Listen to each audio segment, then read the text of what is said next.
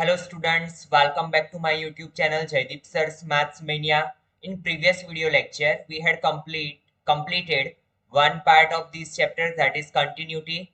Now, from today onwards, we will start second part, differentiability. से student इसका basic idea आप पहले ही 11th standard में पढ़ चुके हो. What is the meaning of derivative, chapter 13 limit and derivative में. ठीक है, तो इसका पूरा मैंने बेसिक है आपको 11th में अच्छे से एक्सप्लेन किया हुआ है. अगर आपको नहीं पता है तो पहले वो वीडियो देख लो ताकि आपको आइडिया क्लियर हो जाए. In this video lecture we will take basic idea about derivative and differentiability. ऊपर ऊपर से थोड़ा देख लेते हैं, पूरी चीज रिपीट करने का कोई मतलब नहीं है. ठीक है, तो वो वीडियो की लिंक आपको डिस्क्रिप्शन बॉक्स में मिल जाएगी, तो उसे एक बार देख लो ताकि आपको पूरा आइडिया आ जाए कि what is the meaning of derivative. Now चलिए स्टार्ट करते हैं. थोड़ा ऊपर ऊपर से बेसिक आइडिया ले लेते हैं. तो सबसे पहले हमें वो पता होना चाहिए कि डेरिवेटिव का मीनिंग क्या होता है. तो we know that it is a rate of change of one quantity with respect to another quantity. अगर हम बेसिकली डेरिवेटिव का मीनिंग देखने जाए तो ये क्या है, rate of change of one quantity with respect to, कोई एक क्वांटिटी की रिस्पेक्ट में अनदर क्वांटिटी में जो चेंज होता है उसे हम क्या बोलते हैं, डेरिवेटिव. और हम बोलने चाहे तो डेरिवेटिव को क्या बोलते हैं हम, इंस्टेनियस चेंज. जो सडन चेंज होते हैं उसे हम क्या बोलते हैं, डेरिवेटिव. नाउ एक एग्जांपल के थ्रू समझेंगे. If we change the radius of a circle, अगर रेडियस पहले जैसे कि रेडियस है 2 सेंटीमीटर, और अगर मैं 2 में 2.1 करता हूं तो उसके एरिया में भी क्या होगा, चेंज होगा. ठीक है, तो हम कोई भी क्वांटिटी में, तो यहाँ पे क्या हुआ, rate of change of area with respect to radius. ठीक है, एरिया में चेंज हुआ किसकी रिस्पेक्ट में, रेडियस की रिस्पेक्ट में, तो दैट इज द डेरिवेटिव. अगर हम जियोमेट्रिकल इंटरप्रिटेशन करने जाए तो वो क्या होगा, derivative is the slope of tangent at that point. अगर हमें कहीं पे भी डिफरेंशिएशन या डेरिवेशन फाइंड करना है तो हम क्या करेंगे, वो स्लोप पे उसका टेंजेंट जो फाइंड करते हैं उसे हम क्या बोलेंगे, डेरिवेटिव या डिफरेंशिएशन एट दैट पॉइंट. ठीक है, जैसे कि यहाँ पे मैंने एक ग्राफ ड्रॉ किया है,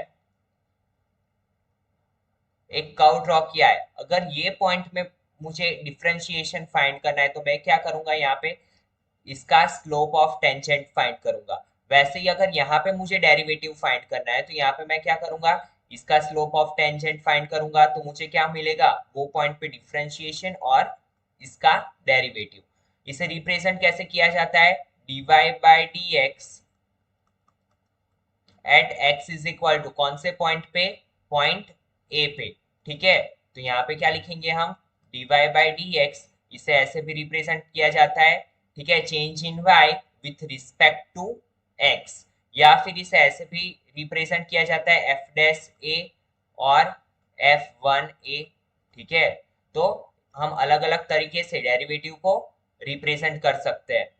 नाउ डिफरेंशिएबिलिटी, आपका 12th का टॉपिक यहाँ पे से स्टार्ट हो रहा है. तो देखिए, a function f of x is said to be differentiable at point x is equal to a. कोई एक पॉइंट पे हम उसे डिफरेंशिएबल तब बोल सकते हैं जब उसका क्या होगा, right hand derivative is equal to left hand derivative. ठीक है, जैसे कि यहाँ पे हमें कोई पॉइंट पे ये डिफरेंशिएबल है कि नहीं वो चेक करना है, तो हम क्या करेंगे, इसका राइट हैंड डेरिवेटिव फाइंड करेंगे, इसका लेफ्ट हैंड डेरिवेटिव फाइंड करेंगे. If both are same then we can say that a function is differentiable at a point x is equal to a. ऐसे क्वेश्चंस हम पहले भी 11th में कर चुके हैं.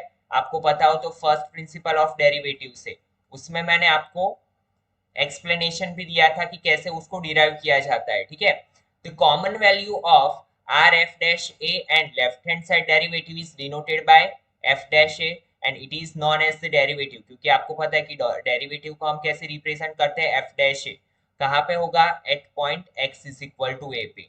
If however r f dash a is not equal to left hand side derivative, we say that f of x is not differentiable. If both are not equal then we can say that कि ये differentiable नहीं है x is equal to a पे. Let f of x be a real function and a be a real number, then we define right hand derivative limit h tends to 0 f of a plus h minus f of a upon h. h क्या होता है, दोनों point के बीच का distance. ठीक है, तो हम यहाँ पे जैसे कि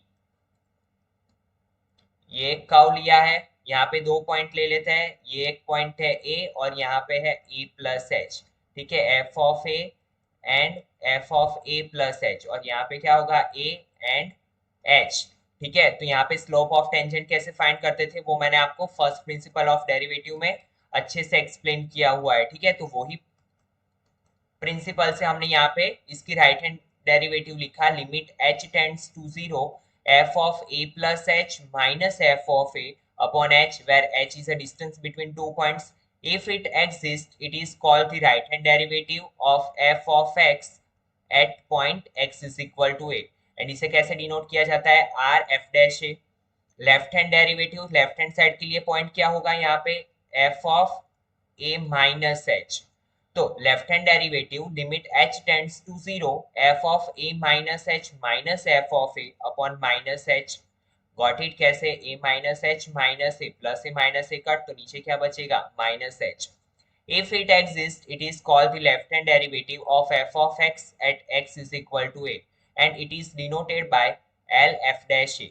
In each case, आपको पता है कि h is taken as positive and very small value, ठीक है, यहाँ पे से ही पता चल जाएगा h tends to 0, that means h की वैल्यू क्या है, नियर बाय 0, 0 के एकदम क्लोज है, ठीक है, दैट मीन्स h बहुत ही स्मॉल वैल्यू है. Now relation between continuity and differentiability, ये दोनों के बीच में क्या रिलेशन है, तो यहाँ पे अच्छे से आपको थियरम 3 में बताया हुआ है, if a function f is differentiable at a point c, कोई एक फंक्शन अगर पॉइंट c पे डिफरेंशिएबल है, then it is also continuous. That means अगर कोई फंक्शन डिफरेंशिएबल है तो वो क्या होगा, कंटिन्यूअस भी होगा. बट इसका अगर ऑपोजिट हम बोलने जाए तो हम ऐसा नहीं बोल सकते कि कोई फंक्शन अगर कंटिन्यूअस है तो वो डिफरेंशिएबल भी होगा, ठीक है, दोनों में डिफरेंस है. अगर फंक्शन डिफरेंशिएबल है तो उसे हम कंटिन्यूअस बोल सकते हैं, बट ऐसा नहीं बोल सकते कि कंटिन्यूअस है तो डिफरेंशिएबल भी होगा. दोनों के एग्जांपल देखेंगे तो देखिए, इसका प्रूफ आपको मैं एक्सप्लेन कर रहा हूँ, ये आपको कहीं पे एग्जाम में नहीं आने वाला है, जस्ट फॉर योर इंफॉर्मेशन. तो देखिए, since f is a differentiable eight c, हमने मान लिया कि कोई एक फंक्शन पॉइंट c पे क्या है, differentiable. We have limit x tends to c f of x minus f of c, x minus c is equal to f dash c. तो आपको पता है अगर इसको हमने डिफरेंशिएबल माना तो according to first principle of derivative हम क्या बोल सकते हैं, limit x tends to c f of x minus f of c upon x minus c. Now you know that कि f of x minus f of c upon x minus c is equal to f of x minus f of c upon x minus c हम लिख सकते हैं. तो हमने सबसे पहले क्या लिख लिया, f of x minus f of c upon x minus c is equal to f of x minus f of c upon x minus c. Now दोनों साइड क्या कर लिया, यहाँ से मैंने डिवीजन में से इसको मल्टीप्लीकेशन में भेज दिया, तो it become f of x minus f of c is equal to f of x minus f of c upon x minus c, और ये कहाँ पे चला गया, डिवीजन में से मल्टीप्लीकेशन में.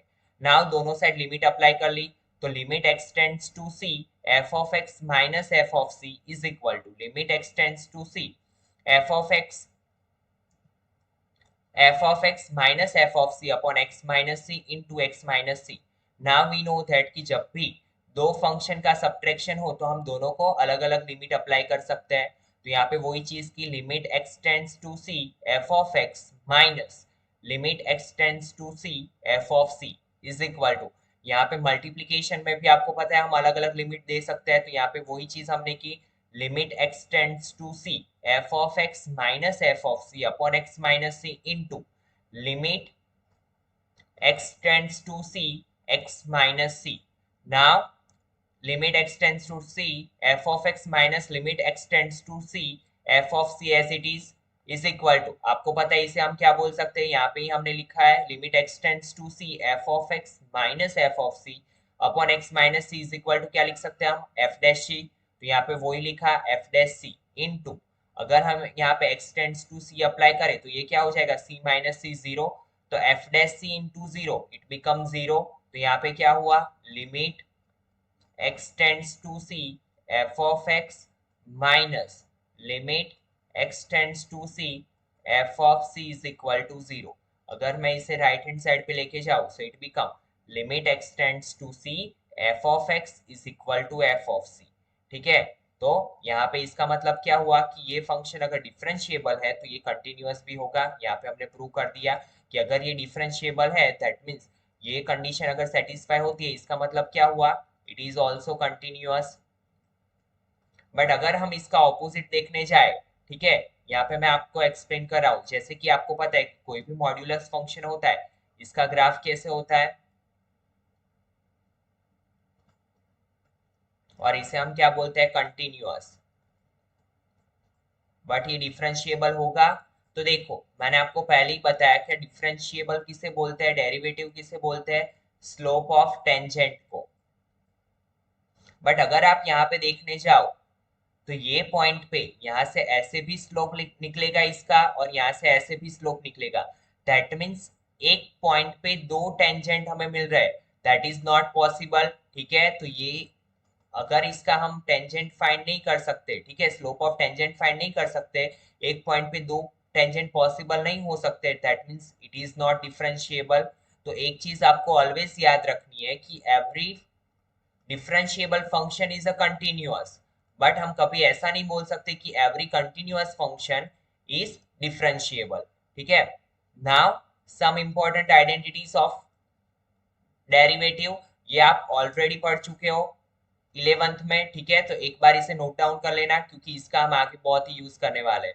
ऊपर ऊपर से देख लेते हैं, तो d by D x of c का मतलब क्या होता है, कांस्टेंट फंक्शन, और आपको पता है कि कांस्टेंट फंक्शन का डिफरेंशिएशन क्या होगा, जीरो।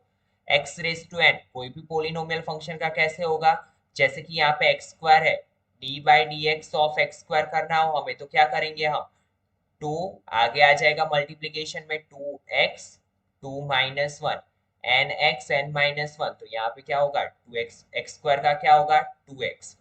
वैसे ही साइन का कॉस एक्स का माइनस साइन एक्स। तो यहाँ पे आपको एक चीज याद रखनी है कि जहां जहां पे भी सी आगे आता है वहां पे ये जो होती है वो कॉस फैमिली होती है, कॉस फैमिली के आगे क्या आएगा, माइनस का सिंबल लगेगा। टेन का सेक्वायर एक्स, कॉट एक्स का minus cosec square x, cosec x का minus cosec x into cot x, d by D x of root x का one upon two root x, one upon x का minus one upon x square, e of x का exponential function का as it is ही रहेगा, d by D x of e x is equal to e raise to x, d by D x log x का one upon x, d by D x of a raise to x का a x log ए। ठीक है, तो ये सारी identities आपको याद रखनी है। Now next algebra of derivatives, अब ये आपको पता है, ये भी आप पढ़ चुके हो, जस्ट एज अ रिवीजन फिर से एक बार देख लेते हैं कि जब भी हमें दो फंक्शन दिए हो like f of x is equal to x square, g of x is equal to x cube, या यहाँ पे लिख लो three x square and x cube. ठीक है, तो यहाँ पे जैसे कि x square plus three x square plus x cube दिया है, तो हम इसे क्या करेंगे, दोनों को अलग अलग डिफरेंशिएशन दे देंगे, तो d by D x three x square plus D by D x of x cube, दोनों का अलग अलग हो जाएगा। आपको पता है ये टू आगे मल्टीप्लीकेशन में, सो टू थ्री सा six, x square two minus one plus यहाँ पे क्या होगा, three x three minus one, that mean six x plus three x square. तो आपको पता है कि जब भी डिवीजन एडिशन हो तो हम क्या कर सकते हैं, दोनों को अलग अलग दे सकते हैं। वैसे ही सेम रूल सब्ट्रैक्शन के लिए भी अप्लाई होगा, दोनों को हम अलग अलग सब्ट्रैक्ट कर सकते हैं। नाउ अगर आपको ऐसा दिया हुआ है d by D x of three x square, as we know that 3 is a constant digit, तो हम 3 को आगे ले लेंगे, d by dx of x square। ठीक है, नाउ 3 आपको पता है इसका क्या होगा 2x, तो 3 2 सा 6x। तो जब भी कोई कांस्टेंट डिजिट हो तो हम इसको आगे लेंगे, आगे ले लेंगे एंड देन बाकी के फंक्शन को डिफरेंशिएट कर लेंगे। नाउ उसके बाद प्रोडक्ट रूल, मल्टीप्लीकेशन कैसे होगा दो फंक्शन का, जैसे कि यहाँ पे हमने ले लिया f of x is equal to x square, g of x is equal to sine x। तो सबसे पहले यहाँ पे हम थोड़ा शॉर्ट फॉर्म ले लेते हैं, इसे u मान लेते हैं, इसे v मान लेते हैं। ठीक है, now d by D x of u v, u की जगह पे क्या है x square into sine x. Now देखिए प्रोडक्ट रूल कैसे अप्लाई होगा, u dash v, that means v को एज इट इज लिख लो पहले sine x, and u dash का मीनिंग क्या होगा, डिफरेंशिएशन ऑफ u, u क्या था x square plus now u as it is, that means x square as it is, d by D x of v, v क्या था sine x, यहाँ पे क्या होगा साइन एक्स, एक्स स्क्वायर का क्या होगा 2x plus x square as it is, sine x का क्या होगा cos x, दैट मीन्स क्या होगा यहाँ पे 2x into sine x plus x square into cos x. तो बहुत ही इजी रूल था, ऐसे क्वेश्चन हम 11th में बहुत सारे कर चुके हैं, ठीक है। नाउ उसके बाद division rule, same division rule के लिए होगा, यहाँ पे हम ले लेते हैं f of x is equal to sine x and g of x is equal to cos x, that means यहाँ पे क्या होगा f of x upon g of x is equal to sine x upon cos x, इसके सामने लिख लेते हैं that is u, it is v।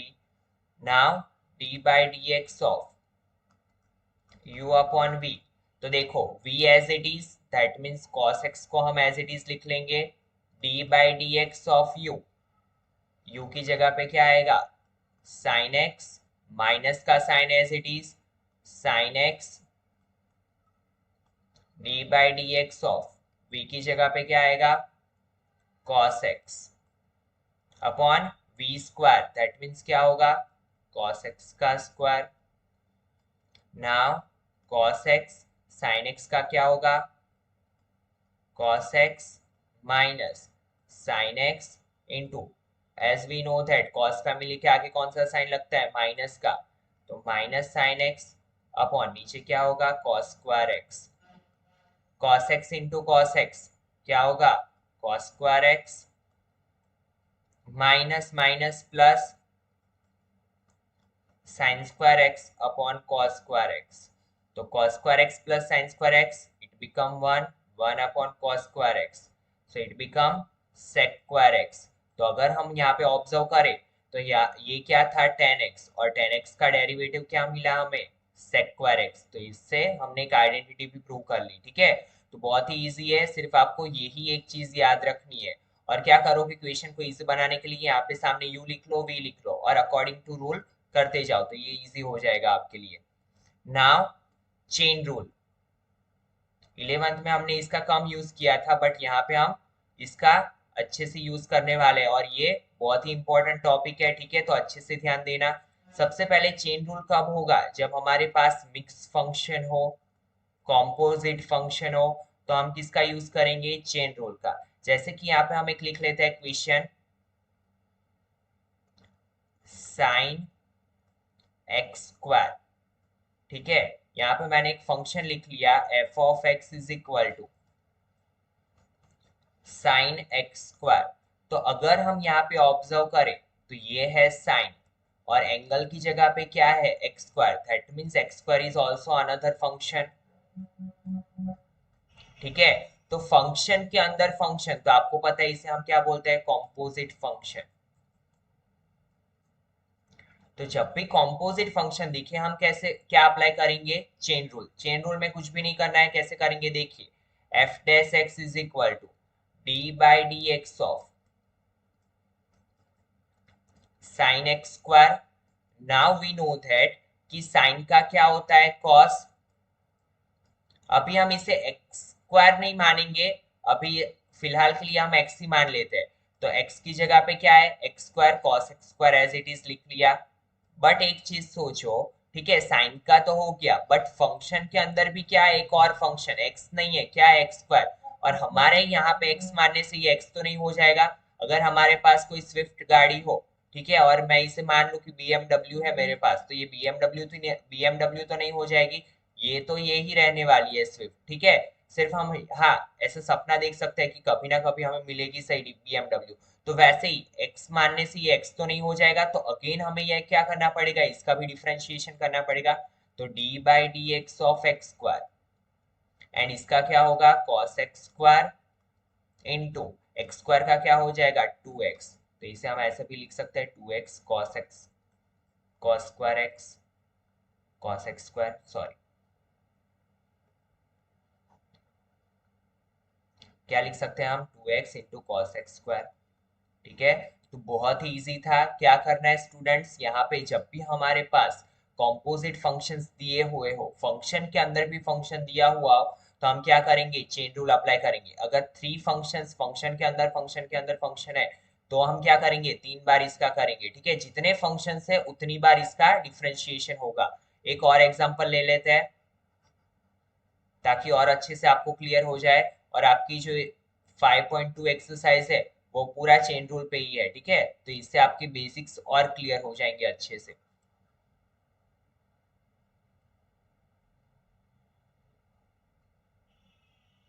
नाम यहाँ पे हम मान लेते हैं f of x is equal to cos x cos sine x. तो अगर हम यहाँ पे ऑब्जर्व करें तो कॉस और कॉस के अंदर कौन सा फंक्शन है sine x, that means function के अंदर फंक्शन। तो हमारे माइंड में एक ही चीज आनी चाहिए, कैसे सॉल्व करेंगे हम चेन रूल से। ठीक है, तो सबसे पहले यहाँ पे लिख लेते हैं कॉस साइन एक्स। नाउ आपको मैंने बोला था कि सबसे पहले टाइम डिफरेंशिएशन करते टाइम हम क्या मान लेंगे, हमारी स्विफ्ट गाड़ी को BMW मान लेंगे। ठीक है, तो हम ये साइन एक्स को क्या मान लेते हैं एक्स मान लेते हैं। तो कॉस का क्या होता है, सबको पता है कॉस फैमिली के आगे माइनस का sine, sine of sine x, क्योंकि हमने इसे एक्स माना है और एक्स की जगह पे क्या है साइन एक्स, तो वो लिख लिया। नाउ हमारे मानने से कुछ भी नहीं होगा, ये साइन एक्स का तो हमें डिफरेंशिएशन करना ही पड़ेगा। दैट मीन्स हमें स्विफ्ट को BMW में कन्वर्ट करने के लिए मेहनत तो करनी पड़ेगी। तो d/dx ऑफ साइन एक्स। ठीक है, now minus sine sine x into sine x का क्या हो जाएगा कॉस एक्स। तो f dash x is equal to answer क्या मिला minus sine sine x into cos x. तो बहुत ही इजी है, जितने फंक्शन है उतनी बार हम डिफरेंशिएशन करते जाएंगे और एक्सरसाइज 5.2 के क्वेश्चन सॉल्व करते टाइम आपको और अच्छे से क्लियर हो जाएगा। ठीक है, तो चलिए स्टार्ट करते हैं स्टूडेंट्स। स्टार्ट करते हैं एक्सरसाइज 5.2। फर्स्ट क्वेश्चन क्या है, differentiate the function with respect to x. किसके रिस्पेक्ट में हमें करना है एक्स के रिस्पेक्ट में इसका डिफरेंशिएशन करना है। Question 1 to 8। तो आज के लेक्चर में हम 1 to 4 क्वेश्चन सॉल्व करेंगे। In next lecture we will see remaining questions of this exercise. तो चलिए स्टार्ट करते हैं। सबसे पहले क्या दिया हुआ है sin x² + 5। तो अगर यहाँ पे हम ऑब्जर्व करें तो ये एक फंक्शन है sin ट्रिग्नोमेट्रिक फंक्शन, और उसके अंदर एंगल की जगह पे क्या दिया है दूसरा एक फंक्शन। तो आपको पता है कि जब भी फंक्शन के अंदर फंक्शन हो, ठीक है, तो यहाँ पे हम कौन सा रूल अप्लाई करेंगे चेन रूल। बहुत ही इजी था, हम अभी देख चुके हैं।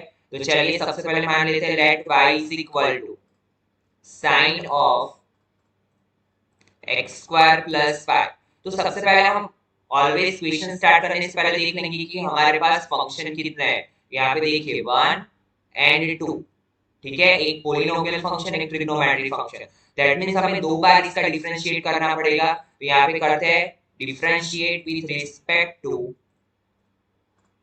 किसके रिस्पेक्ट में करना है x के रिस्पेक्ट में। ठीक है, तो यहाँ पे करेंगे dy/dx is equal to d/dx of sine x² + 5। और मैंने आपको बताया था कि कैसे होगा।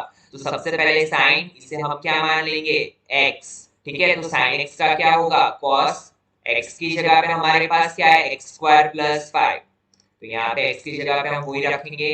और मैंने आपको बोला था कि हमारे मानने से स्विफ्ट BMW नहीं हो जाती। दैट मींस इसको x मानने से x नहीं हो जाएगा, तो हमें इसका अगेन डिफरेंशिएशन करना पड़ेगा क्योंकि ये अलग से एक फंक्शन है। तो d/dx of x² + 5। Now cos x² + 5 as it is. यहाँ पे अगेन डिफरेंशिएशन होगा। आपको पता है कि जब भी एडिशन हो तो दोनों को हम क्या करते हैं, सेपरेट देते हैं। देखो यहाँ पे करेंगे हम D by D x of x square plus D by D x of five, और कांस्टेंट फंक्शन का तो आपको पता है डिफरेंशिएशन जीरो हो जाता है, तो फाइव से कांस्टेंट डिजिट तो यहाँ पे जीरो हो जाएगा। और एक्स स्क्वायर का यहाँ पे आपको रूल पता है कि एक्स रेज टू एन का क्या हो जाता है, n x n minus one, that means two आगे आ जाएगा, two x two minus one one, so answer क्या होगा, टू एक्स। तो यहाँ पे क्या आएगा, टू एक्स। तो इसे हम ऐसे भी लिख सकते हैं, two x into cos x square plus five. तो बहुत ही सिंपल सा क्वेश्चन था, ठीक है। हमें सिर्फ क्या देखना है कि यहाँ पे देखना है कि how many functions are there. तो दो फंक्शंस थे, तो हमने इसका दो बार डिफरेंशिएशन किया। नाउ नेक्स्ट क्वेश्चन, एक्सरसाइज 5.2 की जो क्वेश्चन है वो एकदम आपका बेसिक है, तो इसे अच्छे से देख लेना ताकि आपके बेसिक क्वेश्चन एकदम क्लियर हो जाए। Now y is equal to क्या मान लेंगे, let y is equal to cos sin x। Again cos angle की जगह पे यहाँ पे क्या है, फंक्शन, दैट मींस एक फंक्शन और दूसरा, यहाँ पे दोनों ट्रिग्नोमेट्रिक फंक्शन यूज हुए हैं, हमें उससे कोई लेना देना नहीं है। सिर्फ यहाँ पे हमें एक ही चीज पता होनी चाहिए कि फंक्शन के अंदर फंक्शन हो तो हमें क्या अप्लाई करना है, चेन रूल। यहाँ पे लिखेंगे differentiate with respect to x, तो क्या होगा, dy by dx is equal to d by dx of cos sin x। And आपको पता है cos फैमिली का डिफरेंशिएशन करते हैं तो साइन कौन सा आता है, माइनस का, तो यहाँ पे माइनस cos x का क्या हो जाएगा, sin x। बट यहाँ पे x की जगह पे क्या है, अगेन sin x, तो x की जगह पे sin x लिखेंगे। नाउ x के अंदर अगेन क्या है, फंक्शन, अलग से ट्रिग्नोमेट्रिक फंक्शन है, तो इसका भी फिर से हमें करना पड़ेगा, तो d by D x of sine x. Now minus sine x into sine x का क्या हो जाएगा, cos x। Got it, it is our answer, differentiation मिल गया। बहुत ही सिंपल से क्वेश्चन है ये। Now question number 3,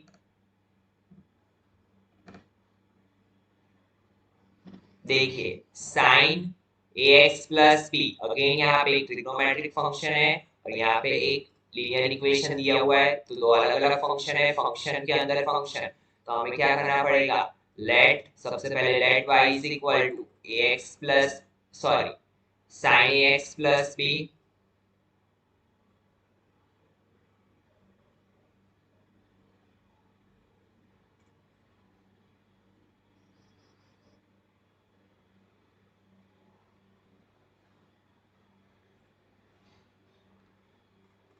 sin ax plus b। Now क्या करेंगे हम, differentiate with respect to x, तो क्या होगा, dy by dx is equal to d by dx of sin ax plus b। Now we know that sin का क्या होता है, cos x, तो सबसे पहले cos x की जगह पे क्या है हमारे पास, ax plus b। Now ax plus b का अगेन से करना पड़ेगा क्योंकि ये x नहीं है, तो ax plus b का फिर से कर लेते हैं, तो cos ax plus b।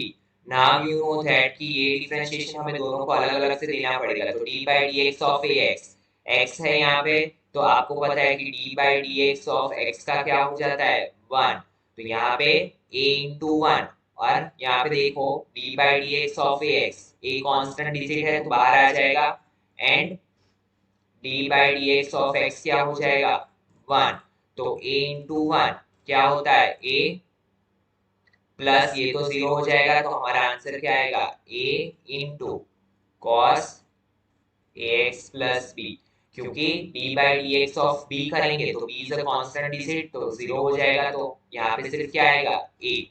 तो आंसर क्या आया, dy by D x is equal to a into cos ax plus b। Now question number 4,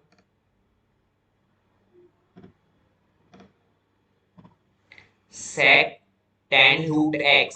तो अगर यहाँ पे स्टूडेंट्स आप ऑब्जर्व करो तो यहाँ पे तीन फंक्शंस यूज हुए हैं। First trigonometric function, second again trigonometric function, और यहाँ पे जनरली क्या होता था साइन कॉस एक्स, यहाँ पे एक्स की जगह पे क्या है रूट स्क्वायर रूट है, तो यहाँ पे तीसरा स्क्वायर रूट फंक्शन, तो यहाँ पे हमें कितनी बार करना पड़ेगा 3 टाइम्स डिफरेंशिएशन करना पड़ेगा, ठीक है।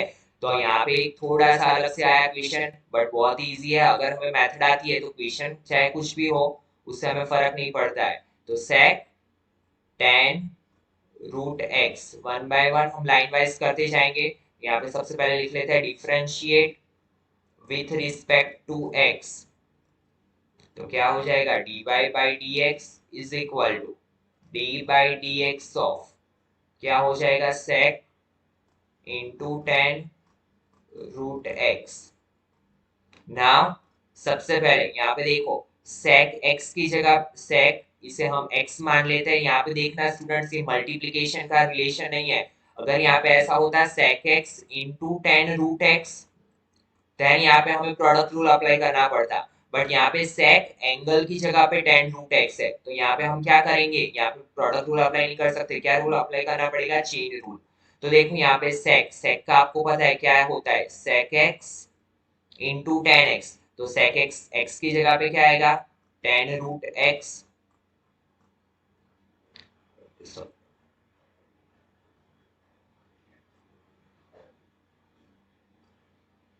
सेक एक्स की जगह पे क्या आएगा tan root x into tan tan root x, क्योंकि आपको पता है d by D x of sec x का क्या होता है sec x into tan x, ठीक है।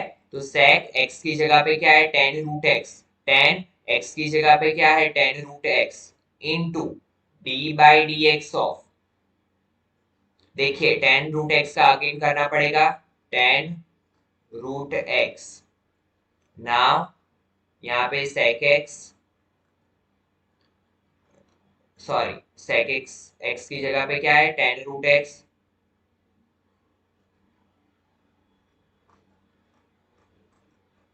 Into tan tan root x, and we know that tan x का क्या होता है सेक्वायर एक्स, तो सेक्वायर रूट एक्स एक्स की जगह पे क्या है रूट एक्स।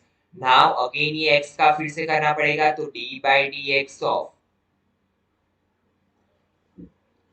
रूट एक्स, और आपको पता है स्क्वायर रूट का डिफरेंशिएशन क्या होता है रूट एक्स का क्या होगा one upon two root x, got it. तो आइडेंटिटी आपको आनी चाहिए, अदरवाइज आप क्वेश्चन अपना आगे बढ़ा ही नहीं सकते हो, ठीक है। तो आइडेंटिटी अच्छे से स्टूडेंट्स लर्न कर लेना।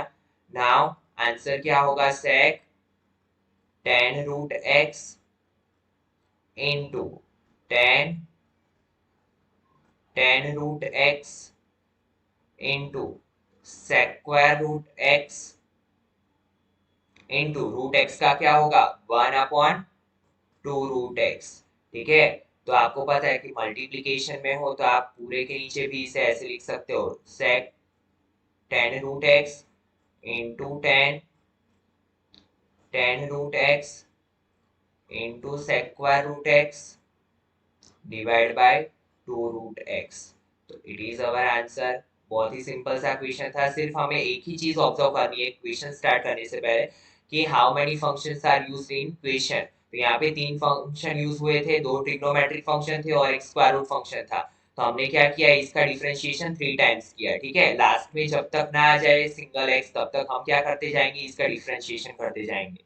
तो आज के लेक्चर में इतना रखते हैं students, in next lecture we will see remaining questions of these exercise. Thank you students.